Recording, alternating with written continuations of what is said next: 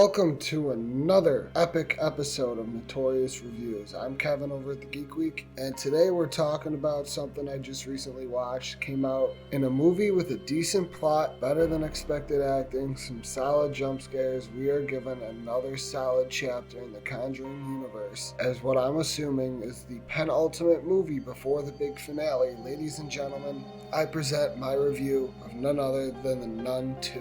We are dropped back into the life of Sister Irene, played perfectly by Thaisa Farmiga, the amazing younger sister to Conjuring vet Vera Farmiga, who notoriously plays Lorraine Warren. We are reintroduced into the life of the now fully devoted young nun who is just trying to move past the events of her first encounter with the demon nun Valak. Valak might honestly be the creepiest antagonist I've seen in a movie in a long time. First, I'd like to talk not only about Farmiga's sister Irene, but as well as Jonas Bloquet's Maurice, who is back again, this time at the center of Valak's possession. Also, Storm Reed is Deborah, a nun in training, if you will. Madame Laurent, played marvelously by Suzanne Bertiche, and we can't forget Bonnie Aaron's iconic portrayal of the demon nun Valak. This movie, while it focuses on Sister Irene, it leans heavily on the shoulders of Maurice, who, if you saw the first nun film, you know Valak straight up entered him as he saved Irene. That ending also gave us the first connection to Lorraine Warren's dealings with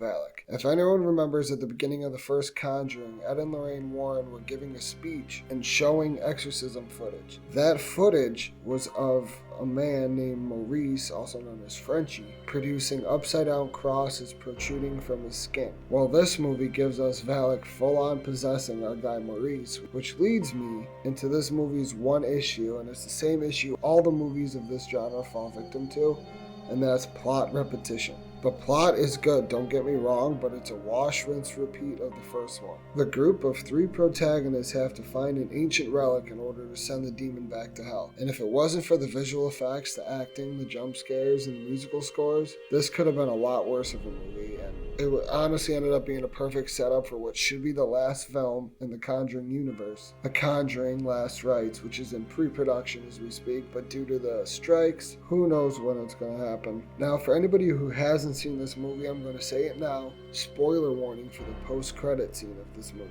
which shows Ed and Lorraine Warren receiving a phone call from Father Gordon, seemingly confirming to set up the exorcism of Maurice that causes Valak to latch on to Lorraine Warren. However, I am going to give this movie a solid 6.9 out of 10. It was a really good next chapter for the Conjuring universe, and a much better film than The Conjuring The Devil Made Me Do It, which was controversial in its own ways. Anyways, guys, that's going to do it for this episode of Notorious Reviews. This is Kevin from the Geek Week, reminding you to drop a like, leave a comment down below, and don't forget to subscribe for more notoriously reviewed content. Until next time.